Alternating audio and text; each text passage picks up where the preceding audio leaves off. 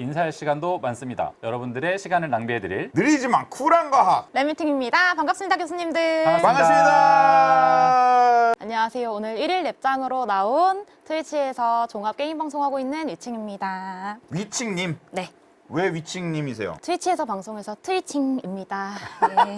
그다음 또 한번 소개해 주시죠. 네, 안녕하십니까. 저는 SBI 인베스트먼트에서 제약바이오 기업 투자를 담당하고 있는 이태영이라고 합니다. KB증권하고 메리츠증권에서 애널리스트로 활동을 했었습니다. 반갑습니다. 오늘 좀 투자 경제 방송이 아니라 과학 방송인 거. 제가 그리고 사실 백그라운드가 약사입니다. 저는 약학을 전공한 약사이기 때문에 네. 아무래도 좀 오늘은 그쪽에 포커스를 해서 네. 말씀을 드리게 되지 않을까 싶습니다. 또 과학적으로 투자하는 방법 알려주신 거잖아요. 그럼요. 네. 종목 나옵니까 오늘? 종목명 많이 나옵니다. 많이 나와요? 네, 많이 나옵니다. 많이 나와. 투자의 판단 그리고 책임은 본인에게 있습니다. 신약은 어떻게 탄생할까? 오늘은 신약 개발의 과학에 대해서 이야기를 해보려고 합니다. 여러분들 요즘에 가장 많이 듣는 단어 중에 하나가 아닐까 싶어요. 백신. 백신이라는 단어는 우리 일상에 너무나도 지금 많이 침투해 있죠. 그 다음으로 또 저희가 많이 듣는 얘기가 뭐냐? 치료제에 대한 이야기입니다. 우리나라 셀트리온이 개발한 레키노라라는 치료제가 코로나 치료제 시장에서 주목을 받고 있고, 뿐만 아니라 이제 오른쪽에 보이는 머크 MSD라는 회사의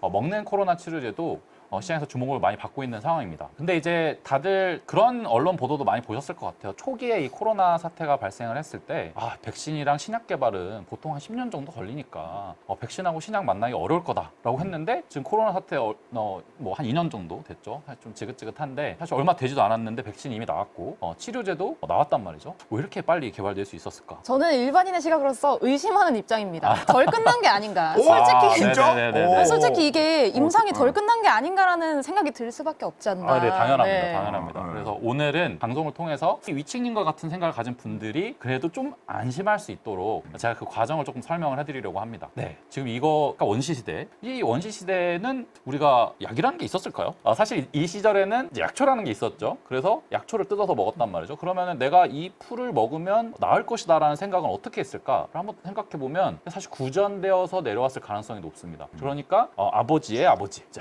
할아버지들이 이것저것 먹어보고 이거 먹으니까 좀 덜 아픈 것 같아, 뭐 이런 느낌으로 아들아 아플 때는 이걸 먹어라, 뭐 이런 식으로 이야기를 해줬던 것이죠. 그래서 구전의 과학이었다, 이렇게 생각하시면 될 것 같아요. 자, 이분이 누구냐 하면은 신농이라는 분입니다. 이분은 이제 중국 태초 신화 인물 중에 하나로 지목되는 분이고요. 약의 신으로 알려진 분인데 신농이라는 분이에요. 그래서 이분이 약물 치료에 좀 관심이 많아가지고 이 세계 모든 약초를 다 경험해보고 싶었답니다. 그래서 각각의 약재들을 하나하나 다 직접 먹어보면서 경험한 바를 열심히 기록을 했고, 그게 이제 오른쪽에 보이는 신농 본초경이라는 이 책으로 이제 집대성이 됩니다. 후대에 걸쳐가지고 여기에는 약 400가지 이상의 병을 치료할 수 있는 의약품들이 기록돼 있다, 이렇게 알려져 있습니다. 저 본초경에 뭐 이렇게 뭐 머리숱 이런 이야기 없습니까? 안타깝게도 네, 안타깝게도 현대 의학으로도 머리숱은 쉽지 않습니다.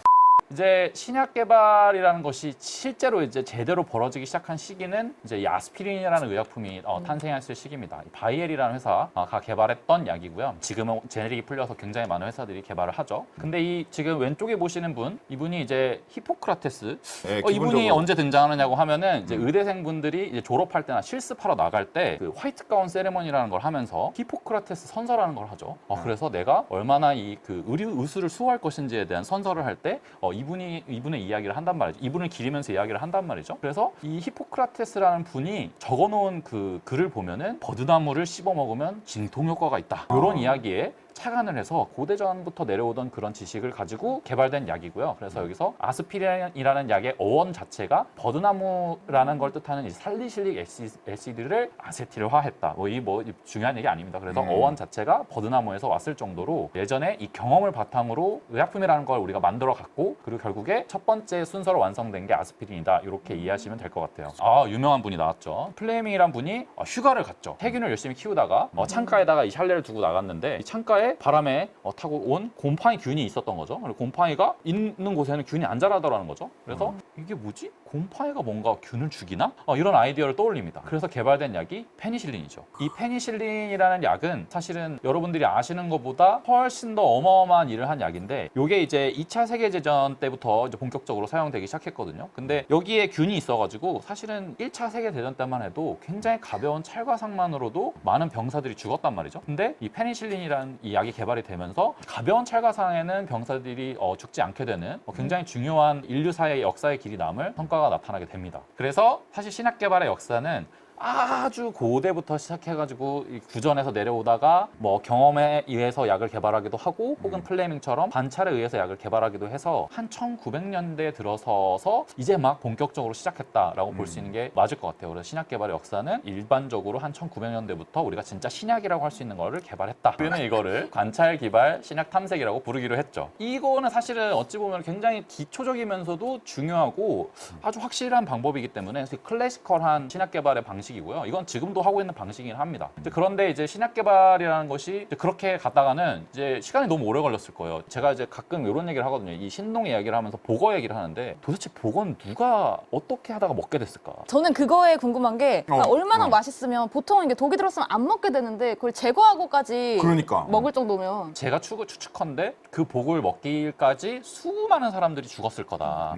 이런 생각이 듭니다. 되풀이 할 수는 없으니까 이제 신약의 개발이 약간 좀 팬시해지기 시작합니다. 자, 우리가 첫 번째로 이제 이해해야 되는 거는 뭐를 표적할 건지에 대해서 이해도가 생기기 시작했습니다. 타겟이라고 하죠. 두 번째는 표적 물질을 공략할 수 있는 최적의 물질을 유도를 가능해졌다. 누구를 공격할지 그리고 그렇습니다. 공격할 수 있는 최적의 어떤 물질이 뭔지 이거 맞습니다. 본다는 거죠. 네, 이 두 가지가 오늘 이 랩미팅의 핵심이에요. 그래서 이전의 신약 개발은 지금 제가 타겟해야 되는 게 딱 저 노란색 관역이라는 말이죠. 빨간색도 안 되고 파란색도 안 돼요. 근데 이전의 신약 개발은 눈을 감고 일단 막 던져봅니다. 어디 방향이 어딘지도 몰라. 그래가지고 결론을 딱 보는 거죠. 그러니까 인풋하고 아웃풋만 있고 중간에 과정은 없어. 왜 그렇게 되는지도 몰라. 그래서 이런 식으로 신약 개발해오다 보니까 사실은 굉장히 힘들었고 재밌는 것은 이제 우리 몸에 대한 이해도가 점점 높아지기 시작하면서 이제 그 과정이 신약을 개발하고자 하는 욕구를 사실 불러일으키기도 했습니다. 이게 그 우리 몸에 보시면 뭐 폐도 있고 간도 있고 뭐 그런 것 같아요. 근데 이거 너무 어려우니까 제가 좀 단순화 시켜봤어요. 자, 보시면은 이 그 문자가 갖는 의미 그냥 그림이라고 생각하시면 됩니다. 제가 읽기 편한 알파벳으로 그냥 만들어 드린 거예요. 네. AN이라는 친구는 R이라는 친구를 만나면 A1이 되더라 라는 거를 좋아. 과학자들이 발견을 합니다. 그리고 A1이라는 친구는 또 저 에이스라는 친구를 만나면 A2가 되더라. 이 A2는 어떤 역할을 하냐면 혈압을 올립니다. 자, 교수님들 한번 생각해 보세요. 지금 이 과정을 교수님들이 열심히 연구 개발해가지고 발견을 했다. 그러면 뭘 하고 싶으실 것 같으세요? 자랑이요. 우문의 현답을 하셨네요. 현답을 하셨어요, 진짜. 네네네. 완- 보통 이제 자랑을 한다고 논문 쓰죠. 네. 네, 그러면은 그 논문을 쓴 과학자들이 아이디어를 떠올리죠. 아니, 고혈압이라는 질환이 있는데 그러면 고혈압이라는 질환을 해결하는 방법을 찾았네? 라고 생각을 하게 됩니다. 이제 그래가지고 어떤 학자가 저 에이스라는 놈, 우리가 이제 생물학에서 저 표현을 굉장히 많이 쓰는데 이렇게 뭔가 못같이 생겼잖아요. 근데 여러분 반대쪽 끝을 보시면 안 되고 이 평평한 쪽을 보셔야 됩니다. 이 평평한 걸로 이렇게 했다는 뜻은 에이스라는 친구를 억제했다. 이렇게 이해하시면 됩니다. 네네. 그러면 이제 에이스라는 친구를 억제했다면 어떤 일이 벌어질까? 이제 A2가 안 만들어집니다. A1이 에이스를 만나서 A2가 되는데 A1이 에이스를 만나는 걸 방해를 하면 당연히 A2는 만들어지지 않습니다. 그러면 혈압이 안 올라가요. 혈압을 상승시키는 작용을 발견을 함으로써 혈압을 상승을 억제시키는 생각을 하게 된 거예요. 근데 그러다 보니까 이러면 이걸로 약이 되겠네 라고 해서 실제로 저 에이스 인히비터, 그러니까 에이스 저해제라는 약이 현재 고혈압 치료제로 팔리고 있습니다. 근데 예전에는 이 에이스라는 친구나 A1이라는 친구나 이런 애들이 너무너무 작고 사실은 우리가 이거를 몸 안에 있는 거를 분석하기가 어려웠단 말이죠. 근데 이거를 분석할 수 있는 기법이 개발됐고 그거를 또 과정을 지켜볼 수 있는 여러 가지 기술들이 개발이 되면서 그걸 우리가 알 수 있게 되었다. 사실 이게 굉장히 중요한 사건이고요. 이게 1950년대가 지나면서 이런 생물학적인 지식들이 많이 늘어나게 됩니다. 예시를 또 하나 살펴볼까요? 그럼 A2가 원인이면 사실 A2를 잡아먹으면 되겠네요. 그래 바로. 그래서 A2라는 놈이 문제니까 이 A2라는 놈을 없애버리자. 이런 생각을 하게 되고 어떻게 없애지라고 생각을 해보니까 A2가 또 어디 가서 붙어있더라는 거예요. 그래서 우리가 이거를 수용체라고 얘기하는데 수용체에 껌을 발라버리자. 약간 이런 컨셉으로 접근을 하게 됩니다. 제가 이거 수용체 조금 어려우실 것 같아서 이 열쇠의 구멍은 우리가 수용체라고 바꿀 수 있고요. 이제 열쇠는 리간드라고 부릅니다. 그래서 아까 전에 그 A2 떠오르시죠? 이제 A2는 A2 수용체에 가서 달라붙어요. 붙고요. A2가 A2 수용체에 가서 시동을 켜요. 그럼 혈압이 올라간다는 거죠. 엔진이 작동해가지고. 자, 그러면 우리가 앞서서 제가 그 관역을 말씀드렸잖아요. 그럼 여기서 관역이 될 수 있는 게 뭐냐? 이제 그게 이제 수용체 혹은 리간드가 됩니다. 아까 전에 그 용어로 대치해 보자면 A2 수용체 그리고 리간드인 A2가 되겠죠. 그래서 두 가지를 표적 물질로 의약품을 개발하게 되면 이제 우리가 신약을 개발할 수 있겠다라는 컨셉이 생겨난 겁니다. 그러니까 이전에는 이걸 모르고 그냥 마구잡이로 약을 매겨왔다면 이제는 아, 내가 저 리간드를 타겟해서 저 리간드만 없애야겠어 라는 생각을 사람들이 하기 시작한 거죠. 명확히 이 원인을 알았다는 거죠. 그렇죠. 네. 또 다른 방식으로 좀 접근을 할 수 있을 것 같아요. 지금 아까 전에 같은 그림인데 여기서 이제 엔진을 작동하는 게 우리 몸에서 꼭 필요한 일이라고 한번 가정을 해보죠. 이전에는 엔진을 작동하는 게 혈압이 올라가는 거였다면 이번에는 이 엔진이 작동되지 않으면 우리 몸이 돌아가지 않아. 이런 상황을 가정을 해보겠습니다. 그런데 열쇠가 없어진 거예요. 이 열쇠가 만들어지지 않는 질환이 굉장히 많습니다. 열쇠가 없어지면 그게 질환이 된다는 상황을 가정을 해봤을 때 당연히 이 과정을 개발한 과학자라면 뭘 할까요? 이 인공 리간드라는 걸 만들어서 수용체를 자극하게 하면 질병이 해소된다. 즉 엔진이 다시 작동하기 시작한다는 컨셉도 우리가 생각해 볼 수가 있는 겁니다. 그러니까 타겟이 뭔지를 알게 된 순간부터 신약 개발의 역사는 아주 비약적으로 발전을 하게 됩니다. 아까 전에 보시면 관찰 기반 신약 탐색이 1900년대까지 있었던 일이라면 한 1950년대 정도에 이제 들어오기 시작하면서 타겟 물질에 대해서 이해하게 됐고 아, 우리가 뭘 타겟하면 되겠구나라는 걸 알아가면서 이걸 공략해봐야겠다라는 걸 접근하게 되고 이제 그렇게 해서 아까 아스피린과 같은 합성의약품 시장이 꽃피어나게 되는 거죠. 여기에 이제 공학이 접목되기 시작합니다. 로보팔입니다. 로보팔. 잘 안 보이시는 것 같아서. 네. 로보팔이거든요. 그리고 우측 상단에 있는 거 뭐죠, 양님? 저거 싫어요. 많이 썼었는데. 저게 이제 웰이- 나인익식스 웰이라고 해서 네. 이제 시험관 96개를 아주 조밀조밀하게 붙여놓은 거고요. 저거는 뭔가를 대량으로 분석할 때 쓰는 기구입니다. 그러면 로보팔과 대량 분석하는 기구가 합쳐졌다? 이제 그 말은 아까 전에 그 열쇠가 없어진 상황을 한번 가정해 보겠습니다. 그러면 열쇠 비스무리하게 생긴 애들을 막 수천 수만 개를 모아다가 로봇한테 실험해보라고 시키는 거죠. 이걸 우리가 전문 용어로 하이스루프 스크리닝이라고 합니다. HTS라고 하고요. 이 HTS라는 과정을 통해서 실제로 많은 신약들이 개발되고 있고 지금 현재도 어떤 후보 물질을 찾기 위해서 이 HTS라는 것을 활용해서 신약을 개발하고 있습니다. 앞서서 보였던 그 리간드나 그 수용체 구조를 사실 파악하기 너무 힘들어요. 이게 너무너무 작고 이게 어떻게 생겼는지를 알아야 거기에 맞는 뭐 열쇠를 만들던가 말든가 할 텐데 이거를 AI가 나서서 하고 있고요. 이제까지 사람이 하고 있어서 굉장히 어려웠던 분야였고요. 이거를 AI가 이제 도와주기 시작하면서 굉장히 빠르게 굉장히 많은 단백질들의 구조를 우리가 이해해 나가고 있는 상황입니다. 그런데 이게 이 과정만 있었냐? 또 다른 한편에서는 아니 그러면 표적 물질을 공략할 수 있는 방법을 다르게 가져가도 되는 거 아니야? 라는 생각을 한 거죠. 그러니까 아까 그 관역을 이거 지금 화살이잖아요. 네. 근데 화살로만 쏴야 될까? 아니, 총 쏘면 안 돼? 수류탄 던지면 안 돼? 약간 이런 생각을 하던 집단이 있었습니다. 특히나 이 인공리간드를 집어넣어준다는 느낌에서 개발하기 엄청 어려운 거 아니야? 이거 사람이 만들기 어렵다며? 라는 생각 하실 수 있잖아요. 그래서 실제로 우리가 어떤 단백질을 대량으로 화학적으로 합성한 거는 거의 불가능에 가깝습니다. 근데 지금 단백질을 이용한 치료제들이 굉장히 많이 나와 있거든요. 그럼 이거 어떻게 만들지? 누가 이런 생각을 했을까? 박테리아입니다. 박테리아. 이 박테리아인데 이제 누군가 그런 생각을 하게 되죠. 박테리아를 가지고 대량 생산을 할 수도 있겠네. 실제로 이 박테리아에다가 내가 원하는 단백질을 뽑아낼 수 있는 DNA를 집어넣어요. 그러면 이 박테리아가 내가 원하는 단백질을 열심히 만들어냅니다. 그래서 지금 오른쪽 아래 보이시는 게 이게 뭔가 이렇게 스댕으로 뭔가 이렇게 되어 있는 것처럼 보이는데 이게 사실 큰 그냥 통이라고 생각하시면 돼요. 그래서 여기 큰 통에다가 박테리아를 넣고 먹이를 막 주는 거죠. 우리가 피딩을 하는 겁니다. 그래가지고 먹이를 주면 이 박테리아가 열심히 자라서 어마어마한 의약품을 만들어내게 되는 거죠. 야, 이게 지금 글씨가 작아서 잘 안 보일 텐데 이게 그냥 과정을 보시면 결론은 이겁니다. 박테리아를 열심히 작은 통에서 큰 통, 그 다음 큰 통, 그 다음 큰 통을 올려가지고 열심히 키운 다음에 얘가 그 의약품을 단백질을 엄청나게 생산을 해내면 다 갈아가지고 단백질만 남기고 나머지는 다 버립니다. 그러면 우리가 이 단백질이 보통은 단백질은 우리가 동결 건조를 시키면은 흰 가루가 되거든요. 그래서 여러분들 그 주사제에서 많이 보는 이 바이알 안에 들어있는 그 흰 가루가 바이오 의약품인 경우가 꽤 있는데 이 바이오 의약품이 탄생하게 되는 것이죠. 그래서 실제로 이 바이오 의약품의 경우에는 금보다 비싸다. 뭐 이렇게들 많이 알려져 있습니다. 아, 얘가 근데 되게 뭔가 최신 기술 같잖아요.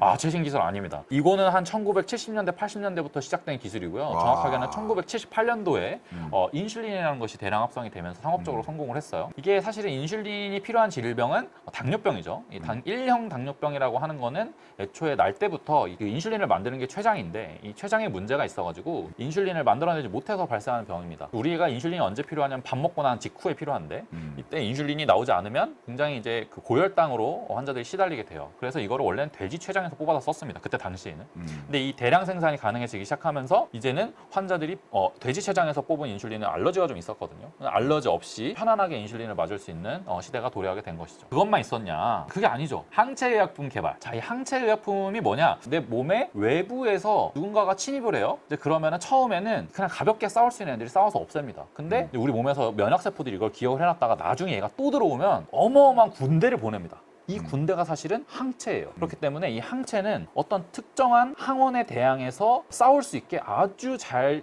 계산된 무기라고 생각하시면 됩니다. 근데 가변 영역이라는 친구가 있어요. 네. 근데 다른 데는 다 똑같은데 예를 들자면 이 항체가 지금 제가 이 마시고 있는 음료수에 뚜껑을 정확하게 콕 잡을 수 있는 그렇게 우리 몸이 만들어내더라는 거예요. 근데 이거를 딱 본 과학자들이 또 무슨 생각을 했냐면 아니 저 수용체를 이 항체가 가서 딱 들러붙게 만들면 너무 편하게 신약이 개발되지 않을까? 혹은 저 열쇠를 다 잡아먹는 항체를 개발하면 신약이 너무나도 편하게 개발되지 않을까? 이런 생각을 하던 집단이 있었던 겁니다. 이게 왜냐하면 항체라는 것은 화학 합성 의약품보다는 우리가 특정한 물질을 바로 얘만 잡도록 우리 생명체가 애초에 가지고 있는 메커니즘을 이용하는 거기 때문에 훨씬 더 고도의 메커니즘을 가지고 아주 정밀한 타겟팅을 할 수 있는 그런 기술이 되거든요. 그래서 이런 기술을 처음에 생각해낸 사람이 이제 어떻게 이 기술을 디벨롭했냐면 G한테 제가 이 음료수의 뚜껑을 타겟하고 싶었어요. 그러면 G한테 이 음료수 뚜껑을 왕창 넣어줍니다. 그러면 당연히 G 입장에서는 이게 자기 몸에 있던 게 아니니까 G에 있는 면역세포가 당연히 이거에 대한 항체를 만듭니다. 그러면 항체를 만드는 면역세포가 보통 다 어디 모여 있냐면 비장이라는 곳에 모여 있는데 거기서 실제로 요거에 대한 항체를 만들어낼 수 있는 세포를 쏙 뽑아내요. 그 다음에 요거랑 암세포랑 융합을 시킵니다. 그러면 암세포의 특징이 뭐죠? 끊임없이 분열을 한다는 특징이 있죠. 그러면 이 암세포를 만난 이 융합세포, 우리가 하이브리도마라고 하는데 이 하이브리도마 세포가 내가 원하는 그 항체를 미친 듯이 생산하게 되는 그런 결과가 나오게 되는 거죠. 이게 지금 사실 G에서 만든 거기 때문에 항체의 대부분이 G에서 왔거든요. 그래서 요거를 사람으로 만들려고 하는 시도도 계속적으로 이루어지고 있습니다. 이제 여기서 이제 우리가 또 재밌게 생각할 수 있는 종목이 하나 등장합니다. 네, 우리나라의 셀트리온이 그러면 이거를 내가 따라서 만들어 볼 수도 있겠는데? 이런 생각을 하게 됩니다. 그냥 따라 만들면 되는 거 아니야? 이렇게 생각하실 수 있는데 이게 모나리자잖아요. 자, 모나리자는 레오나르도 다빈치가 그린 그림입니다. 레오나르도 다빈치가 지금 만약에 엄청난 유전공학 기술로 살아 돌아왔다 이거죠. 그래서 모나리자를 다시 그렸어요. 그러면 그게 모나리자 원작과 같은 그림인가요? 사실 그렇지 않거든요. 또 다른 모나리자일 뿐이지 사실 오리지널 모나리자를 똑같이 그린다는 건 사실 불가능에 가깝습니다. 이게 사실은 바이오 의약품도 똑같아요. 이게 생명체가 하는 일이다 보니까 심지어 같은 회사에서 만든 의약품도 이제 오늘 만들었냐 내일 만들었냐에 따라서 그 품질이 좀 차이가 있어요. 그 말은 이걸 따라 만들기가 굉장히 어렵다는 의미이기도 합니다. 그런데 이 셀트리온이라는 회사는 그 원래 오리지널사들도 이 품질의 범위가 있었을 거예요. 뭐 한 요 정도로 변하는 품질의 범위가 있었다면 셀트리온이 이거를 우리도 이 안에서 움직여라는 거를 입증을 함으로써 바이오 시밀러라는 새로운 개념을 만들어냈고 전 세계 시장에서 선두주자가 됐죠. 이제 또 그것만 있었냐? 또 이제 우리나라에 또 엄청난 걸출하는 회사가 하나 등장했죠. 바로 삼성 바이오로직스입니다. 이게 사실 바이오 회사들은 직접적으로 공장을 만드는 게 그러다 보니까 너무 어려워요. 이 바이오 의약품을 대량 생산하는 공장을 가진다는 것 자체가 어마어마한 자본력이 필요한 거거든요. 그렇기 때문에 이 삼성 바이오로직스는 그런 점에 착안을 해가지고 작은 바이오텍들이 이런 항체 의약품을 대량 생산하고자 하는 니즈가 굉장히 커질 거다라는 그런 선구안을 가지고 이제 글로벌 1위 위탁 생산을 하고 있습니다. 그러니까 바이오 의약품을 너 이거 갖고 와, 우리가 만들어줄게. 좀 이런 거를 굉장히 잘하고 있는 회사다. 그래서 우리나라가 신약을 개발하는 데는 다소 늦었지만 지금 현재 그 신약의 시밀러, 바이오 시밀러를 만드는 것과 그리고 그 신약을 대량 생산, 위탁 생산하는 것은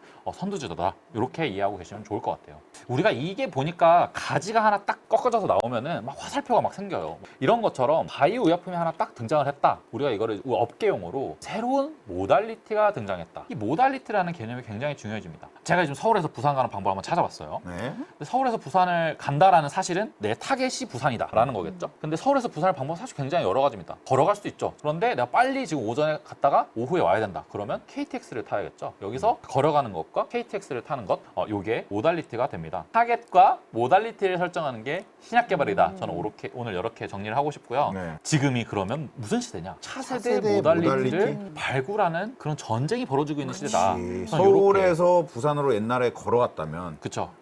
차가 등장하고 KTX가 등장하고 비행기가 등장하고 이제 막 드론이 등장하고 서울에서 부산까지 킥보드 타고 가는 사람도 등장하고 뭐 이렇게 새로운 게 나온다는 거죠. 그렇죠. 그렇기 때문에 그 하나하나의 모달리티가 등장할 때마다 거기서 뭐 셀트리온처럼 바이오시밀러를 개발해도 돈을 조 단위로 벌고 삼성 바이오로직스처럼 그걸 위탁 생산만 해도 돈을 조 단위로 버는 이런 어마어마한 산업이 산업군이 새롭게 생겨났다는 말이죠. 사실은 여러분들이 굉장히 익숙해지는 치료제가 하나 있어요. 그게 바로 유전자 치료제입니다. 아까 전보다 가지가 하나 더 생겼어요. 지금 여러분들이 맞고 계시는 백신 중에서 뭐 화이자 그리고 모더나의 백신은 유전자를 가지고 만들어낸 백신입니다. 아, 그러면 여러분들 여기서 좀 궁금해질 거예요. 유전자가 뭐야? 제가 이거 번개 열쇠. 열쇠꼬마하고 열쇠 이거 다 우리 몸으로 치면은 수용체랑 리가드인데 이거 다 단백질로 만든다고 했죠? 네. 네. 그러면 도대체 우리 몸은 이 단백질을 어떻게 만들어? 라는 생각을 과학자들이 했던 거예요. RNA라는 단어는 모르는 사람 진짜 많았습니다. 그렇죠? 하지만 이제는 다 아시죠? 왜? 그 백신들이 다 RNA RNA로 백신. 만들어졌기 때문이죠. 자, 이거를 제가 아주 간략하게 설명을 드리면 DNA는 설계도고요. 근데 이 설계도가 굉장히 중요한 설계도이기 때문에 이건 몸 안에 꽁꽁 숨겨놓습니다. 그리고 제가 실제로 뭔가 건설을 할 때는 한 장만 제가 건설해야 되는 페이지만 복사를 해요. 그리고 이 복사는